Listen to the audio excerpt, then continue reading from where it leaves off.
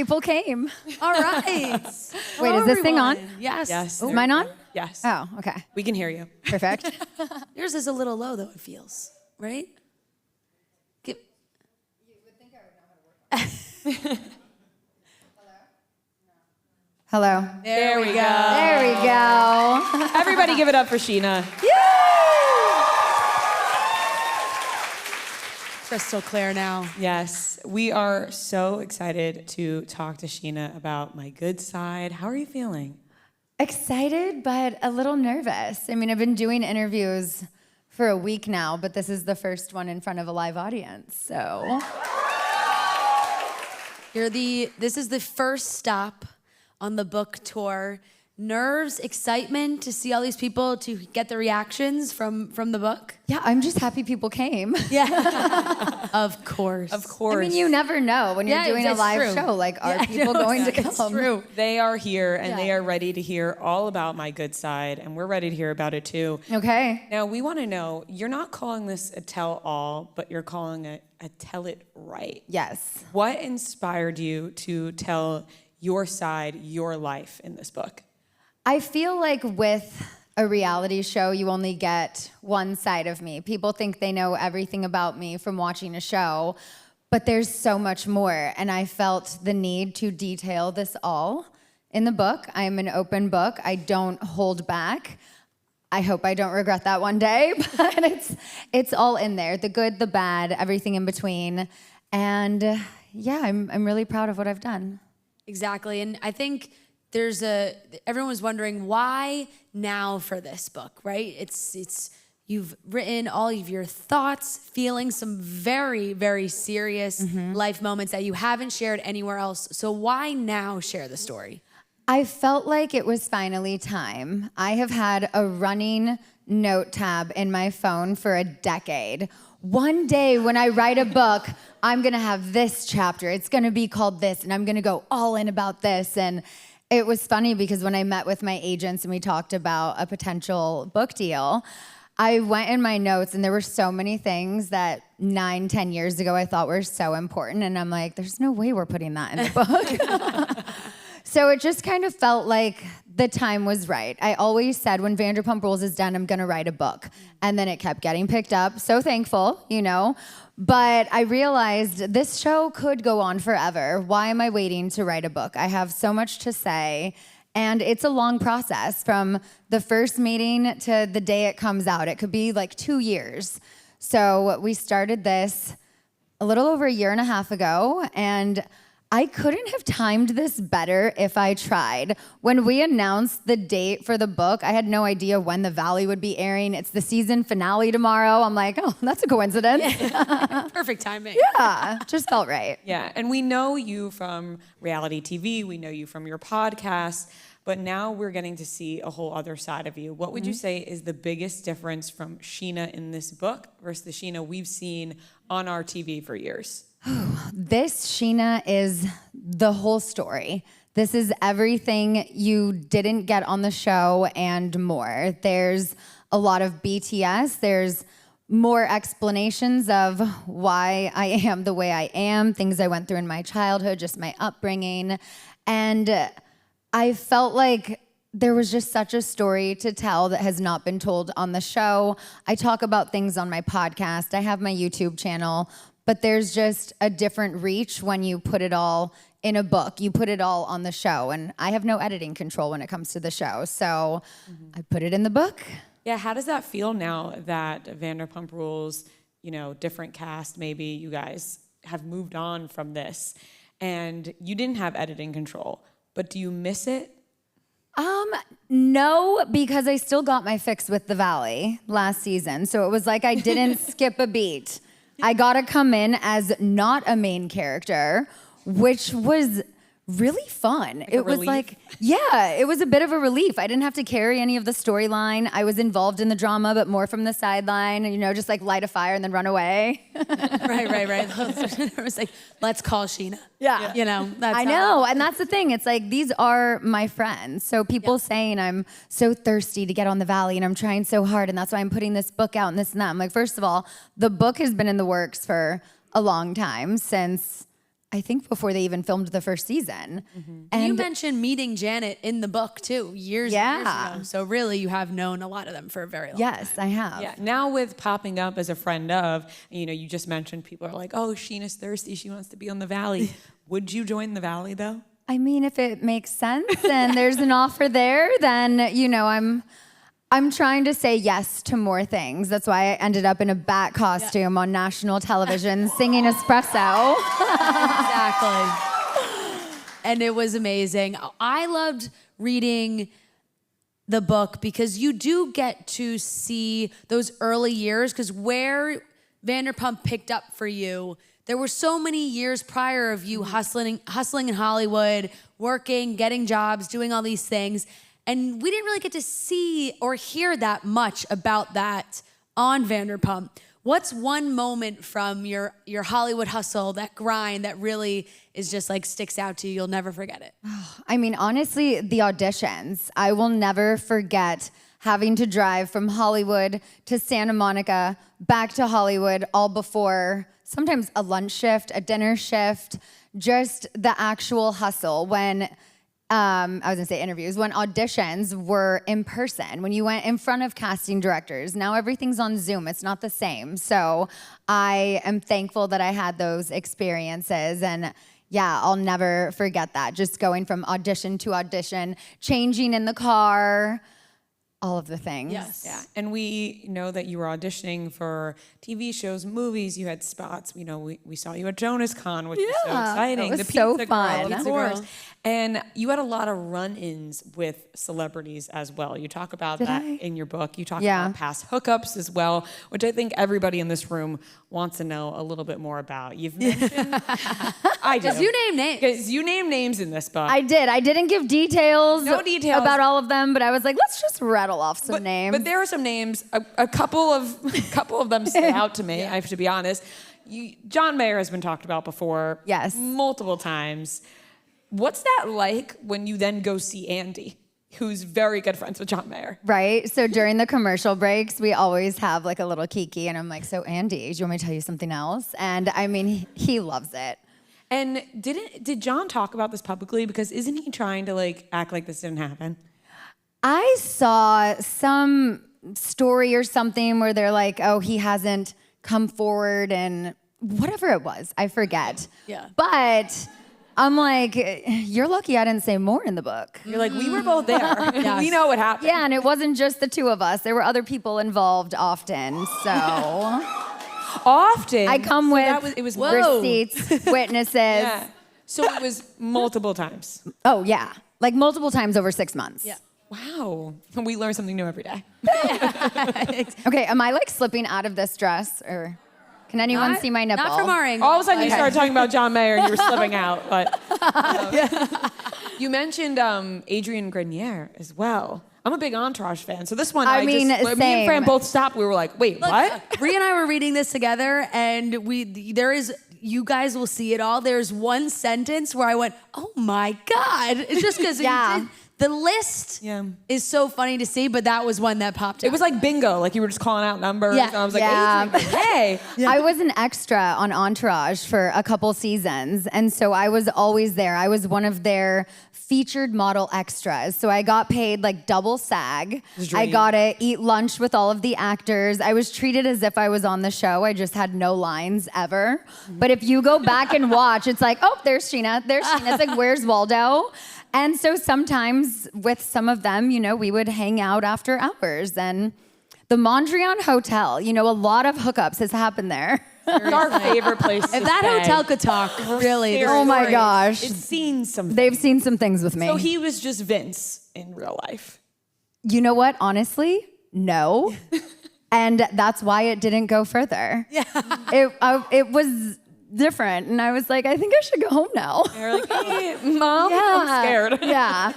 Please come pick me up. So I did not stay the night, but, we crossed some bases. Now that hey, the name gets put in the book. That's 100%. But you also detail through that early, scandal, you would call it, right? Like with Eddie and everything that went down with Brandy and getting on the show and kind of that experience of being the other woman. What was it like kind of living it as you had to write it all out? And what's the perspective on it now so many years later? Yeah, I mean, I just want to put this in perspective that I met Eddie almost 20 years ago. Crazy. Wow. Okay, this was 2006. I had just graduated college. Camera phones don't exist. iPhones haven't even been created yet. It was such a different time. I didn't even have a laptop. Like, I literally had to walk down to the internet cafe when I had an audition to print out my sides.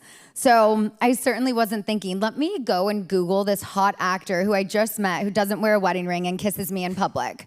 Why would I think he was married? Right. Yeah. So years later, reflecting on all of this, I was actually surprised at how many details I remembered from those times, because I couldn't tell you what I ate for lunch 3 days ago, yet I remember 19 years ago with this man. But reliving it, it is cathartic to write a book. Recording the audio book, there were certain chapters that were really challenging for me to have to read out loud. It's much easier when I'm just like nails to a keyboard and just reading it in my head. But then there were certain sentences where I write it and I'm like, okay, this sounds like really smart of me, but I have to say it out loud. And I feel like my journalism degree kicks in when I'm writing. But then when I'm reading it, I'm like, I don't know if that sounds like me. Does that sound right? And so we rewrote a lot of things, but I think ultimately it's a really good book, an easy read. I just did Amanda Hirsch's podcast, and she told me she finished it in less than 48 hours. Mm-hmm. Oh, yeah, We did too. So everyone knows what they're doing tonight, right? Yeah. It definitely is. But what I also love about it, because there are so many celebrity memoirs that are out there that when you read it, you're like, I don't hear the person through the book. You're like, this maybe was written by somebody else, or they're retelling the story, but it's marketed as a memoir. But reading this, I was like, this feels like Scheana. I can hear Scheana through the writing, which is really cool. And not a lot of people do that. No, totally. And I mean, I'm not gonna lie, I did work with a collaborator. This is my first book. I don't know how to structure a book. I may be a great storyteller and writer, but the semicolons, the dashes, how long are chapters? I don't know how to structure a memoir. So I'm like, I need to partner with someone who can help me structure this. But it is 100% my words, my writing, and I think you can obviously tell that it is my voice. There were parts where when my manager was reading it, he's like, I think you say iconic too much in this book. And I'm like, but that was iconic. So you're like, that's exactly how I describe it. And then we searched it and it was only twice. I was like, they're staying in. Yeah. There you go. You've opened up about so much in this book. You've opened up about personal losses, your struggle with fertility and other issues. What did you learn about yourself and your strength while writing this book? That's exactly it, that I am a really strong bitch. I am. And that's the thing. I mean, when you suffer a pregnancy loss, I went 35 years of my life, never got pregnant, never had a positive pregnancy test. Then all of a sudden I'm pregnant. I'm thinking of names, our life together. And then in just a few weeks, that's all taken from me. And I don't even have a proper way to say this other than it was such a mind fuck. And then getting pregnant again a month later, I was so blessed, but I was terrified the entire pregnancy. I didn't feel her move until 22 weeks, 5 days. Like, I remember that moment, and I was like, oh, we have life, we are okay. I was terrified my entire pregnancy. And then going through a very traumatic birth, she comes out limp and blue and isn't making a sound for almost a full minute. It was the scariest minute of my life. And then I'm whisked off to the high-risk ICU. They're like, you now have HELP syndrome. I'm like, help me what? Excuse me? I skipped that chapter. I remember specifically getting an email from what to expect. And it was signs for preeclampsia and HELP syndrome. I'm like, don't have that. So I had no idea what was happening to me, but my whole body was in shock. My placenta was poisoning me. I couldn't encapsulate it and eat it like I wanted to. But it's okay. I just got postpartum OCD, not depression, so... I think a lot of people are going to be able to connect with that story. I hope so. It is really important to share, and I know you were able to share a little bit of it on Vanderpump, and you talk about that as well, but not as much in as much detail as you would like to, which you can obviously now do in the book. So what do you hope that other women who have been through similar experiences feel when they get to read your story? I hope they feel less alone. I hope they really just feel seen and heard. And that is why I love doing reality TV. There's so many parts that come with it that are so hard, but it's all worth it when you meet someone and they say, you know, I got diagnosed with OCD because of you speaking out. I saw the signs for preeclampsia. Like, whenever I know that I have helped someone, I'm like, this is why I keep doing it. It makes all the hate and all the trolls worth it when I know I'm actually making a difference for people. Definitely, because I think OCD too is one of those things where people have they've heard it, they have a general idea, but there's a lot of maybe stereotypes about it. You don't fully understand the extent that it can really affect somebody. Exactly. So I think it's really great that you were able to share that all in the book. Yeah. And I definitely. think people being able to watch anybody on TV or living the life that you live go through these struggles is super relatable and will help a lot of people. Thank you. You also opened up about other things within your marriage, which has made headlines in the past week. We saw your cover on Us Weekly as well. You learned that Brock had cheated on you while you were pregnant, and he came clean 2 years after that during the whole Miss of Scandival, which was insane. And I think we were shocked to read it. I'm sure you guys were shocked to read it as well. Can you just take us a little bit through writing that in that book and deciding to share this story? Because you did keep it from everybody while filming, you know, the last season of Vanderpump. So I wanted to write it. It was actually, I think, the first full chapter that was written. But I was like, I don't know if this is ever going to make it into the book. The book sold with a very vague description of what this chapter could look like. So I was like, oh my God, I got a book deal without them even knowing my husband had an affair. We can just take this to the grave. But then I really sat back and thought about it. And I'm like, if I'm writing a memoir, I need to be an open book, literally about everything in my life. What's the point of writing a memoir if I'm not going to tell it all?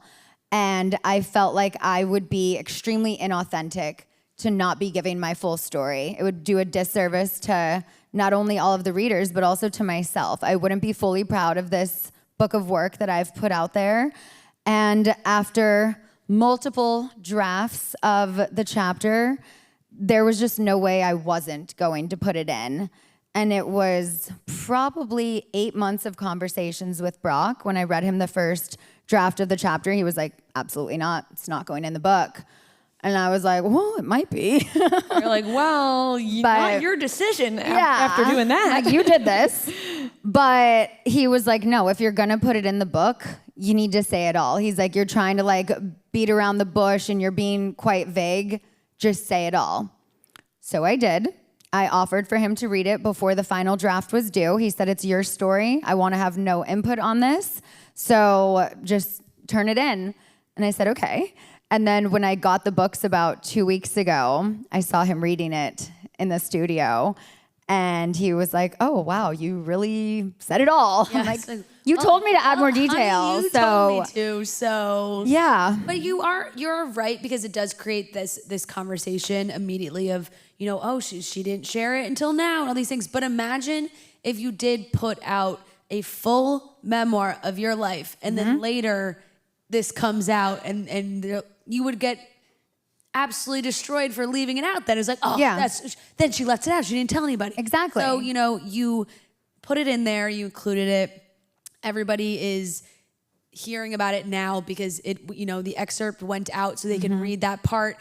How do you feel seeing the public's reaction, or do you try and just avoid? I have not seen it at all. I've been told some highlights of, well, a lot of people are saying this, a lot of people are saying that, address this on your podcast. But I have genuinely stayed out of the comment section. I've not looked at my For You page or whatever it's called on Instagram nowadays, like popular page it used to be. Your Reels. Remember when you like made it on the popular page and that was cool?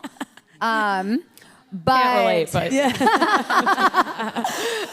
but I also felt like if I opened up about it at the time, everyone's, you know, calling me a hypocrite. Well, you're saying, you know, Ariana wasn't being open or whatever. Had I opened up about it then, I felt like I also would have been destroyed. How dare you take this narrative away from her? You're just trying to get the Ariana sympathy. And, you know, I felt like that moment needed to stay about her. Season 11 really needed to be about her. It was a very difficult season to film because we still had to try and keep the group together because she wouldn't, but rightfully so. Yeah. She didn't owe it to anyone. She respected herself. She held her boundaries. And it was really hard for me to see that at the time because I'm going through a devastating heartbreak and I want to tell my best friend, but I also don't want to trauma dump on her when she is going through so much. But in hindsight, looking back, I wish I too gave her more grace because we were both going through something at the same time. But for me, it wasn't so easy to just walk away. We have a child. I had to think about her, and not opening up about it was not protecting Brock, it was protecting my daughter. And once it's out, you can't put it back. So I felt like as much as I have signed up to tell 100% of my life, tell my story on this show, I don't owe it to anyone to tell it on their timeline. It's on mine. And season 11 was not the time or place. I don't think our marriage would have survived it. I needed more time to process, to figure out, am I strong enough to forgive him? Am I strong enough to walk away? What am I gonna do? And I needed more time than 10 weeks of filming season 11 to figure that out. Absolutely. Yeah. I want to ask maybe a hard question that is sort of a conversation I've seen online about you revealing this. And people noticed that Brock seemed maybe easy to forgive Sandoval, and then you guys were a little bit more easy to forgive Sandoval in season 11. Did part of that stem from what you were going through? I think all of it stemmed from that. I felt like, how can I try and forgive my husband, but not try and forgive my best guy friend of 15 years who didn't do it to me, but he did it to my other best friend? And it was just, again, a mind fuck. I was like, I don't know how to release one without releasing both. And I don't think I went about it the right way. If I could go back, there are things I would do differently.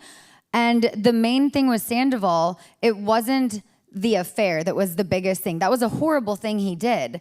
But it was the lack of accountability, time and time again, doubling down the I'm sorry, but, and all of that was so hard because I'm like, I'm trying to give you grace. You're telling Lisa and everyone you're suicidal. I mean, A, why are you still filming a show if you're feeling this way? But B, an affair doesn't warrant the death penalty. So it was just like, it was such a struggle for me. It was the hardest season I've ever filmed. You would think after 10 seasons, by 11, I'd be like, this is a walk in the park.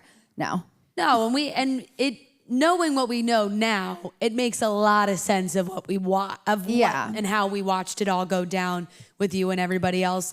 Did the cast, are they finding out about this, about Brock from the book, or most of them? Yeah, the only person from Vanderpump who I told ahead of time was Lala. Okay. And that was only recently, just like a few months ago. Yeah. Wow. How did she react to finding that out? Because she had dealt with that as well. The thing is, I think because so much time had passed since it had happened, and I had already processed it, grieved it, had therapy about it, moved on from it, and decided to forgive and stay, it was easier for her to do the same. Because at first she was like, I am so mad right now. I'm like, I know, but I'm just letting you know this because I don't want you to find out about it in the book.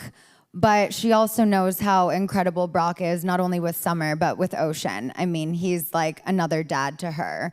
And so every time he's with the girls, we just melt. He's such an incredible dad to Summer. Yeah. Was there any part of you that was like, does Raquel have something to do with this?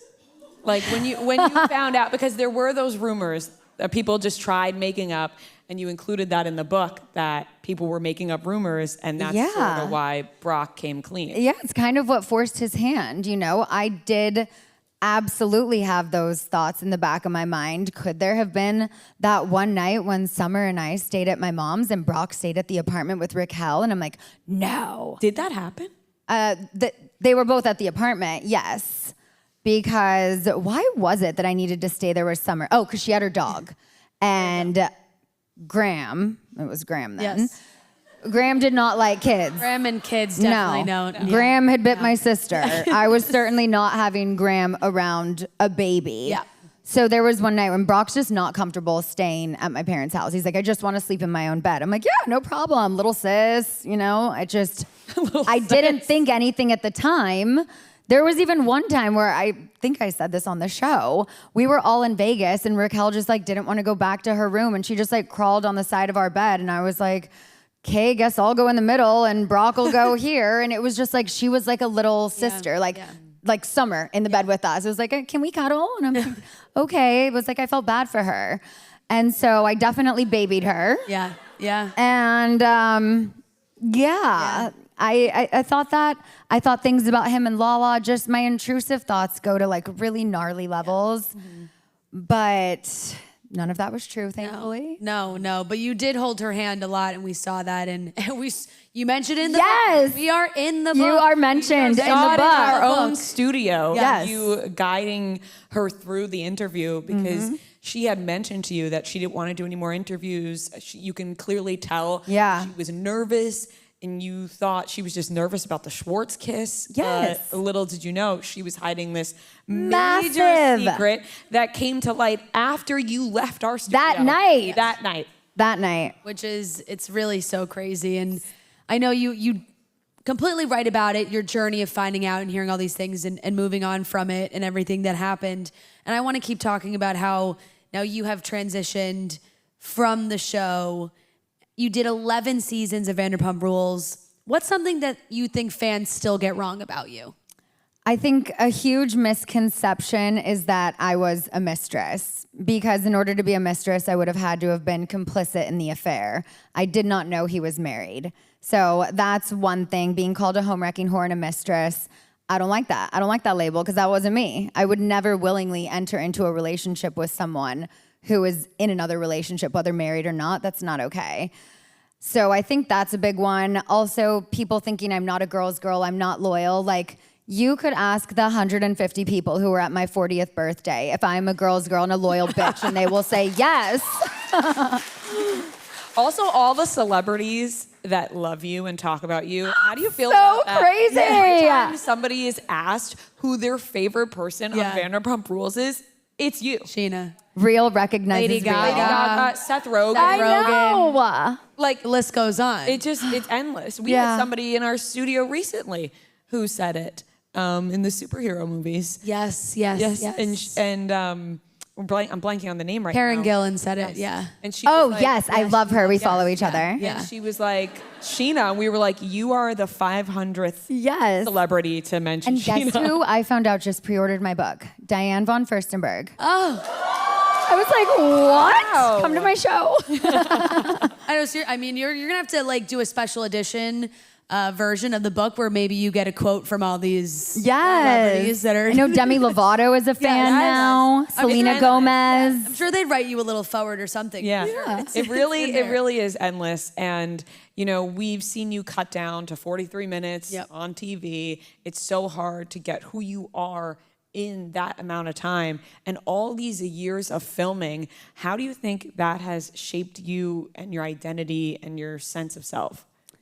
It's beaten my confidence down, I'll say that. You know, when you're on reality TV, you pick apart everything of yourself. I didn't know that I had a bad side. It's not a bad side, it's just a different side until I was on a show and I have people pointing out that my lip is thinner on one side and just different things about me that I'm like, oh, okay, I need to go get lip filler. I need to do this. And I mean, no, I just needed better makeup, to be honest. I am a fan of the lip flip, though. I don't do any filler anymore, but a lip flip is one thing. There you go. We all go through phases, though. Yeah, Everybody totally. here, And it was the look back time. at pictures on themselves. They're like, no, that was the time. Statement necklaces and all of that. But I mean, overall, I think it has made me, I've always been a very empathetic person, but I think it's made me a stronger and even more empathetic person. And that's why every time someone new would come on the show, like, I wanted to welcome them in, but then I'm also trying to appease Stassi, Kristen, and Katie, and they're like, we don't like Lala. I'm like, but I like Lala, but okay, yeah, I don't like Lala. And that's not me. So being someone who stands up for herself, I've gotten better at that. I think even since the show, I'm now 40 and I'm not taking anyone's shit. And trying to appease your cast members while also trying to appease Lisa Vanderpump. Oh God, it's impossible. This was one of what I found extremely interesting reading the book because it's almost like a taboo. Nobody talks about their real relationship with Lisa and what's going on and maybe what Lisa's involvement was like with the Vanderpump cast members as far as what do we want the story to look like.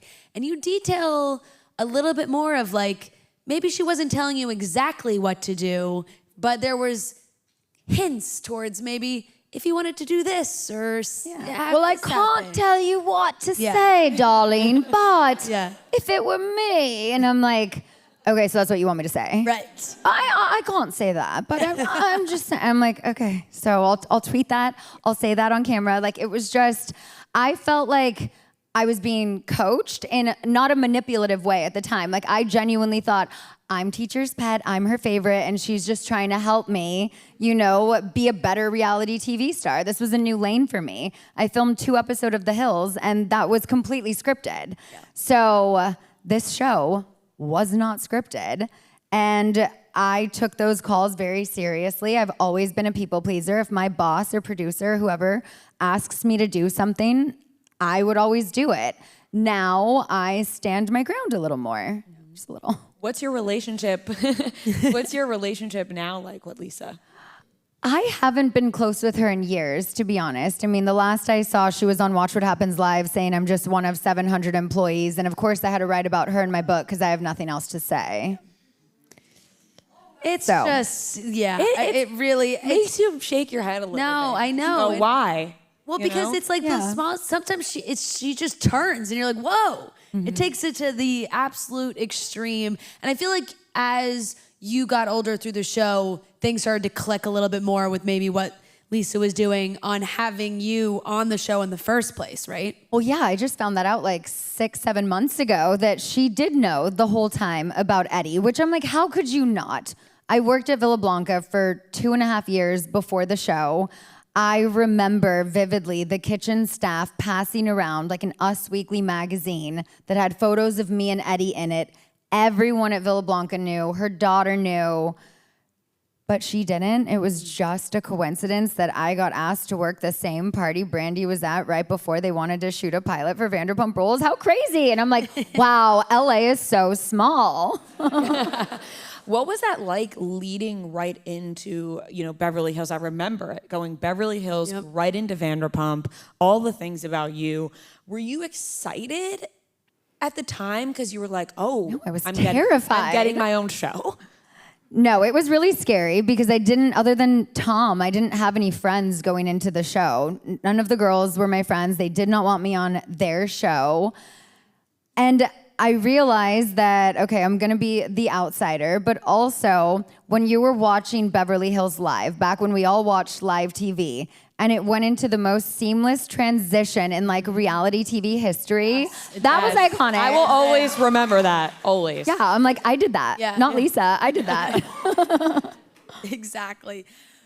It must feel so good to, though, move on and look at that and read and hear and be like, wow, younger Scheana, she went through all these moments and these viral moments and these Scheana-isms and everything that we've gotten through your journey.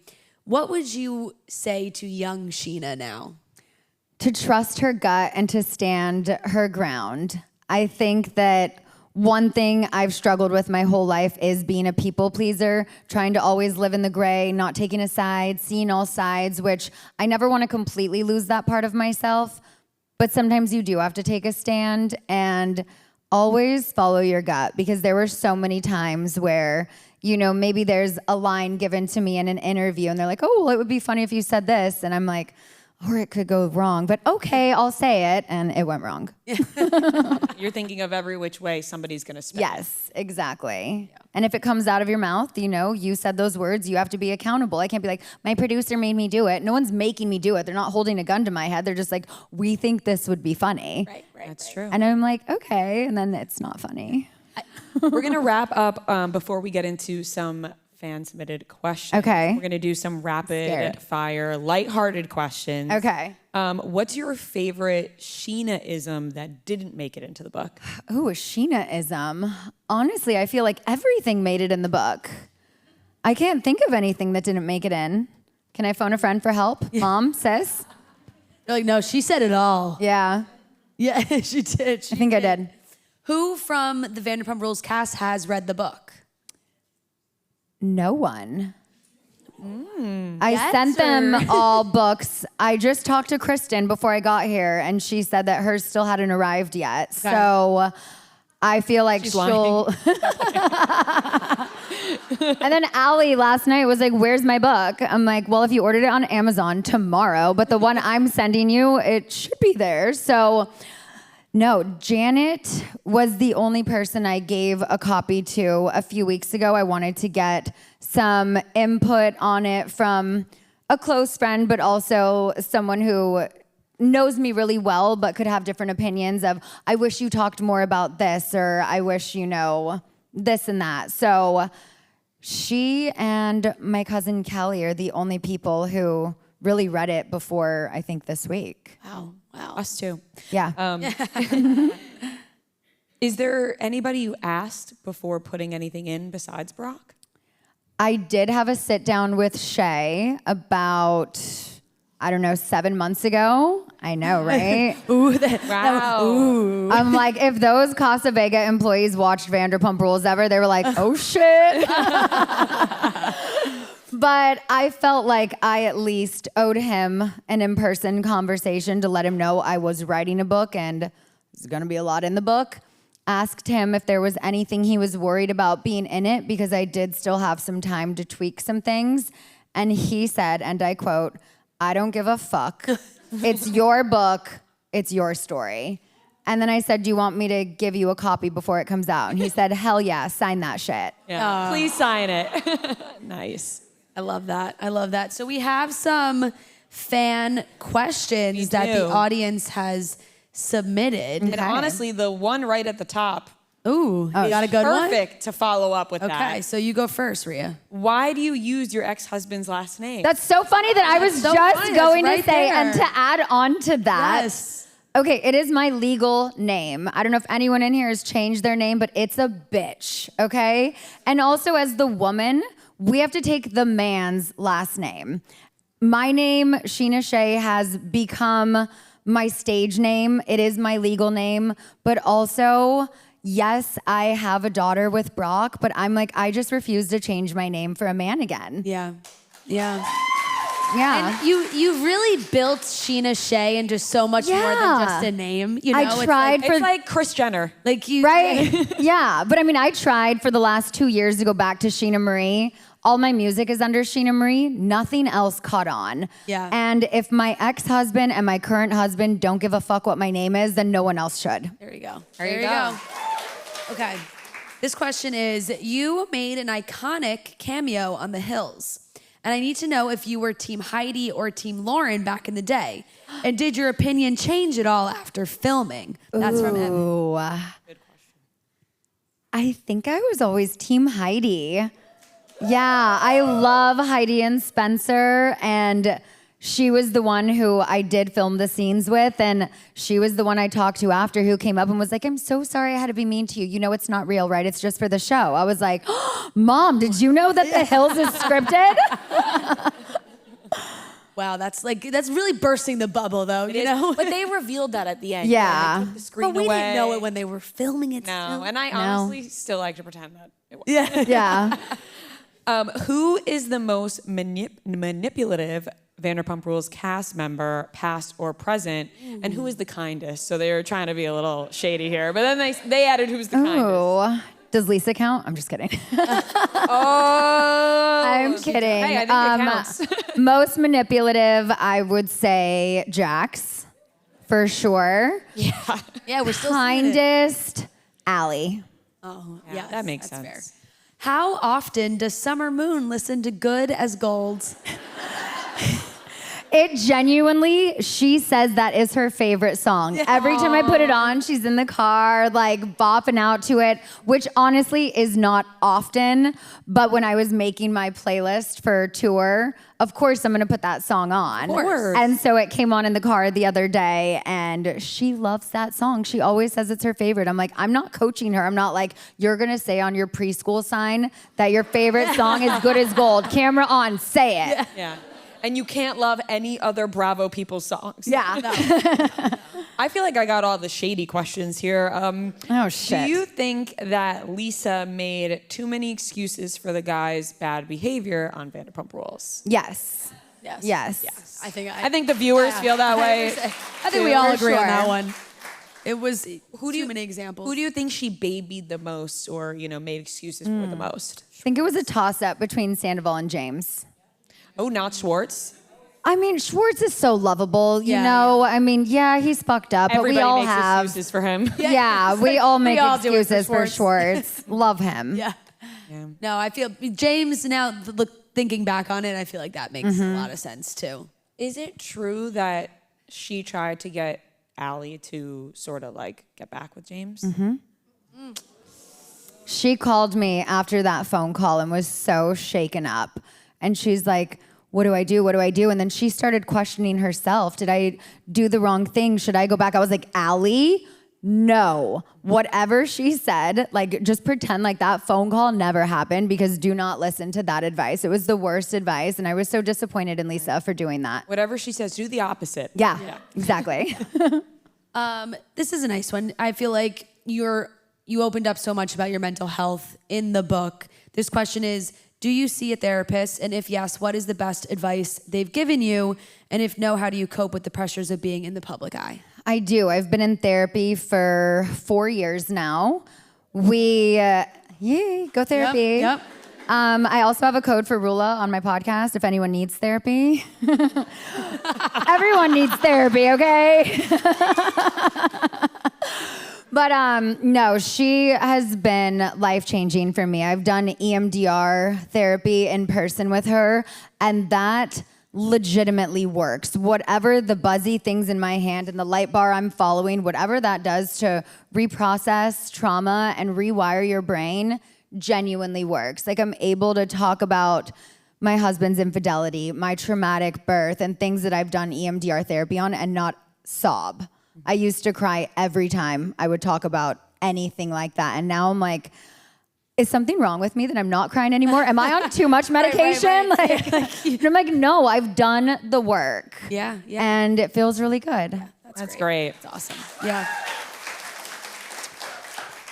As a fellow Find My Friends enthusiast, have you gotten any juicy info lately from stalking someone's location?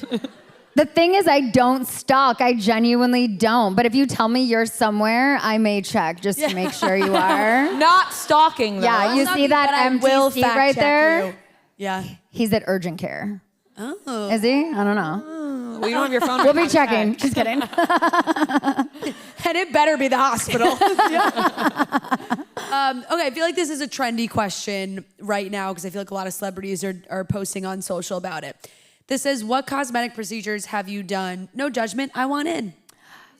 I've actually never had plastic surgery, and I know nobody believes that. I've gotten better with makeup and contouring. If you see a photo of me from 2007 from my right side with like a down angle, and then you see a photo of me today with perfect glam and lighting from my left side with like an up angle, I do look like I've had work done. I get it. I still had some baby fat on my face. My jawline is a little more chiseled now. I've lost weight since the first few seasons of the show. I started working out for the first time in my life, like season 5. I just do Botox. I don't even do filler anymore because I feel like, and it drives me insane, maybe I'm the only one who notices it, and now all of you are gonna notice it when you watch me, but my mouth does a weird thing. Like when I'm talking, I don't know what it is, and I'm like, is it because I once put filler here and it migrated weirdly? So I don't fuck with that anymore. I recently did a CO2 laser, not the gnarly Tamra one. A lighter version of that. That was nuts. Yeah. And I do hydrofacials like every 6 weeks. Yep. I think that's it, really. I mean, at Botox every 3 months, like for sure. But yeah, just the laser facials. I use this cream at night. It's by Cotrini. It's a salmon DNA. It's not for the vegans, but it is so ultra hydrating. They have these under eye patches with micro darts. I put them on my smile lines. I swear by that. So Is that the salmon sperm? yes, it is. Yeah. They say salmon DNA, but yeah, it's, right. it's sperm. That's the nice way. That's a nice way to put it. That was the PG version of it. Yes. I love this question. If they made a movie about your life, who would play you? Oh, so I've thought about this so many times. Not about my life, but about like Vanderpump Rules. Like who would play everyone. And back in the early seasons, I said I would want Selena Gomez to be young Scheana. But now I feel like we're kind of the same age, you know? Right. I would love for to go younger. Right. Yeah. So, I mean, I would love for like Rachel Bilson or Selena to play Scheana today. But young Scheana, I feel like a Jenna Ortega. Ooh, yeah. Someone like that, yes, I think. Yes. Yeah. I like that. I feel like that's such a fun game to play, like cast a Vanderpump Rules movie. Oh, totally. Like Margot Robbie would be Ariana. Blake Lively would probably be Stassi. Oh, wait, sorry. No, I'm not saying that in a shady way right now. I was like, I don't know if you want to say that right now. Not at all. No, she... I was going to say, that came from a good place. Yeah. This is what gets me in trouble. All right, this is a juicy one, too, because you do name names in the book. And I think how many do you have left over there? I have how many one names? more. Okay, I have one left as well. Which one of your celebrity hookups was best in bed? Ooh. I got asked this question earlier, and I'm going to give the same answer that will come out on the podcast. Shamar Moore. Wow, he's a good-looking man. Mm-hmm. Good-looking man. Yep. Mm-hmm. And you know what? That checks out. Like, you know, when you just hear a celebrity's, as you see a celebrity, you're always like, I bet you he's got it. Yeah. And that's, he's I'm got glad it. you can confirm Thank that. you for confirming. Yep. Yes. Thank you. Yeah. Confirmed. We have one more question, and I feel like this will be really nice to end on some really good advice from you. Advice for any young people battling OCD and being bullied in schools. Oh, God. The bullying thing, I hate that that's still happening in 2025 and on such a different level, you know, with the online bullying and stuff that we never had to deal with. I just got handwritten notes and death threats dropped on my table at school or on my desk. But now, I mean, it's heartbreaking. That's one thing I love about working with the International OCD Foundation. If you go on iocdf.org, they have so many resources. There's support groups. You know, there are people out there who can help. But honestly, talking about it, normalizing it, that has done so much for me. Exposure therapy is scary, but so effective. And yeah, I would just say, like, genuinely talk to a therapist or a psychiatrist, because now that I am on medication, I'm feeling so much better. And I don't know if it is the right medication for my OCD, if it's right for I was going through depression last year and just anxiety always. But I feel so much stronger mentally than I felt a year ago, and so much more than 2 years ago. Yeah. Great. That's a great place to wrap it up. Yeah. Scheana, thank you you so much. Thank you all for coming. You obviously have your copies. We're talking about My Good Side. We're loving it. Tell your friends. Make sure everybody gets a copy. Yes. Order it on Amazon. Yes. Spread the good word. Yes. Scheana, thank you so much. Thank you so much. Thank you, guys.